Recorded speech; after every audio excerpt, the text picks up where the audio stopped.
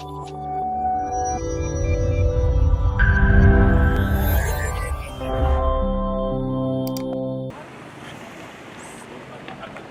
clarity is very important. We just been to see Wajir Yusuf, MCA for Delaware in Wajir County. We join fellow Kenyans in thanking God for sparing his life. He has spent the last 6 months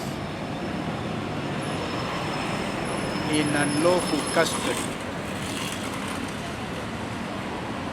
In fact, there are people who go through normal trials and they get sentenced. Get sentenced to 6 months in prison. He has spent 6 months in prison without any lawful cause. His abductors released him unconditionally and told him to keep quiet. So we want to condemn in the strongest terms possible his illegal abduction. We gather a few others have also been released. On our part, as the People's Loyal Coalition, we will continue to say no to abductions. We will say yes to observance of the rule of law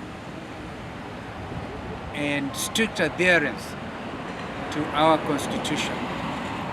There can be no reason whatsoever why Wajir Yusuf and the many agencies, we gather there's too many agencies who are in unlawful confinement.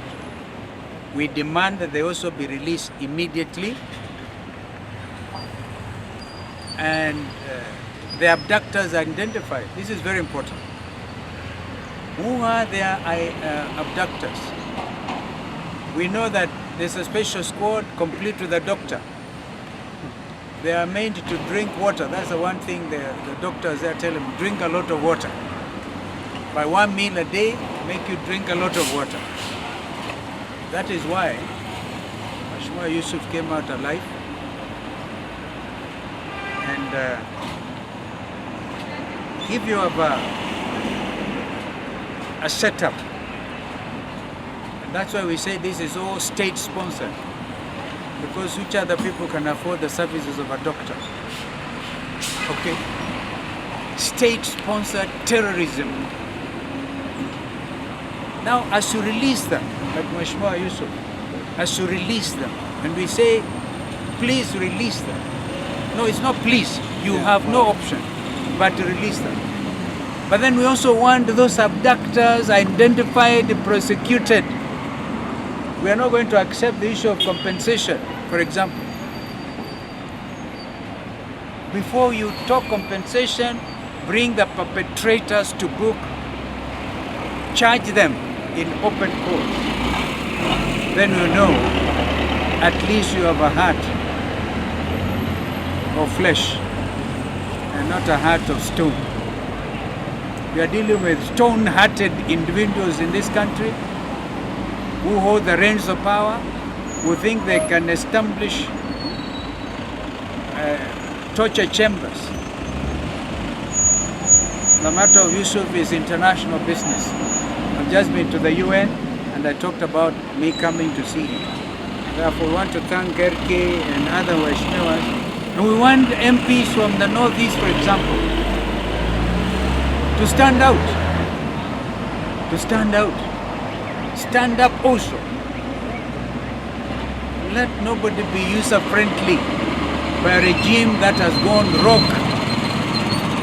Maybe my brother can do something. Here to stand in solidarity with the family of Wajir Yusuf, and particularly the people of Delaware in Wajir County, who have gone for months without their representative. A family that has gone through a lot of trauma, not knowing whether their son is dead or alive. a family that had actually been shown a dead body and had actually almost gone into mourning the death of their son, only to discover that he was still around and he had been abducted and held in detention without trial for 6 months. This is what we're here to condemn. And as Mheshimiwa Yusuf lies in his bed here, receiving medical attention, he's abductor-in-chief because this is a state matter. And the commander-in-chief is none other than William Ruto. His own minister has told us, J.B. Muturi, when his son was abducted and he went everywhere, the way Yusuf's family has gone, it only took one call from William Ruto for his son to be released. Maybe Yusuf's family wasn't as powerful. They could not get that call made. That's why he was held for 6 months. So today, as we meet the family here and thank God for saving the life of Yusuf, the abductor-in-chief is in Isili, going on with business as usual. And we challenge the leaders of northern Kenya. The issue of abductions is not about a region or about religion or about parties. It is about violation of human rights. It's about a rogue regime that does not respect the rule of law. And we must all come together from north to south, east to west to say no to William Ruto and the abductions that are still going on. And we also call upon our friend, the Honorable Raila Odinga, who has now chosen to go into cooperation with the chief abductor. How do you go into cooperation with someone who is still abducting Kenyans? Apart from Honorable Yusuf, who has been released, we have confirmed there are other Kenyans, Gen Zs, who are still being held. A few abductees have been left. The longest serving abductee, Yusuf, has been released. But what happens to other Kenyans who are still being held? How can we go into cooperation? I heard them saying they want Mheshimiwa Kalonzo to join them. Kalonzo has been on the front line, championing the issue of fighting for the rights of abductees. And we say as a People's Loyal Coalition, we are not prepared and we will never go into bed with the chief abductor, with the oppressor of the Gen Zs, with the chief high priest of corruption, when we are talking about fighting corruption. So we want to say today that this matter will not rest here. We let the family go home with their son to thank God for that. But after that, we must come together as leaders to pursue this matter to a degree higher than just compensation, so that we get justice, not just for Yusuf, but every Kenyan whose rights have been violated. And for this, we assure Kenyans, we will not relent as a People's Loyal Coalition. Thank you. Okay. His Excellency Stephen Kalonzo, His Excellency Wamalwa, all been here to come and console our friend and our leader for Dela Ward. We want to, as leaders from Northern Kenya, we want to condemn in the strongest term possible for the adoptions that has been happening in the country for the last 1 year. It's unheard of. It should not happen in independent Kenya. These incidences and where Yusuf was being held for the last 6 months, there are many more Kenyans that are still being held.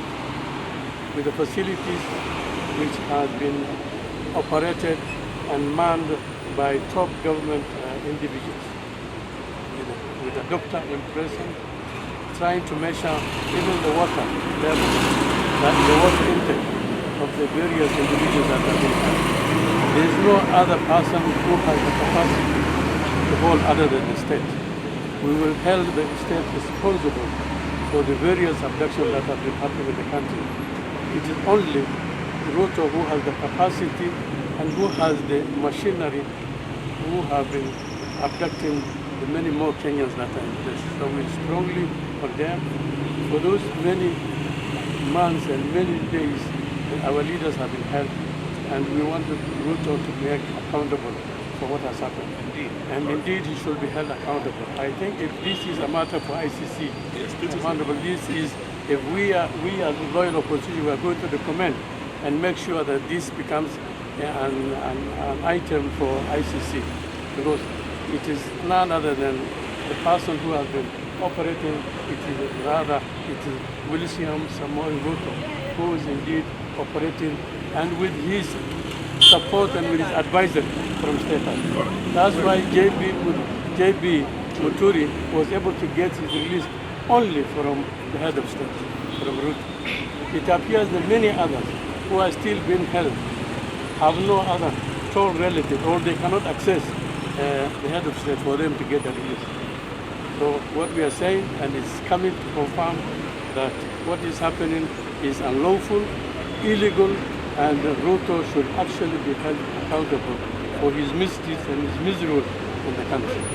Finally, and I want to condemn the cooperation that has happened between Raila Amolo Odinga and William Samoei. Many Kenyans have supported to that, and the fact that Raila has gone into bed with a government that has soiled its hands, that has been responsible for the misrule for the last 2.5 years.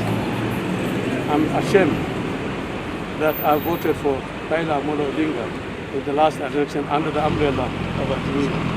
And I'm really surprised that unless otherwise, many Kenyans are really truly supported with him, because he has let us down, and what Kalonzo Musyoka has said is a betrayal of the Kenyan people, and is indeed a betrayal. The marriage, the unlawful marriage he has gone into bed with the Ruto, is truly a betrayal of the Kenyan citizens and the good citizens of the Republic of Kenya. But thank you very much. Maybe to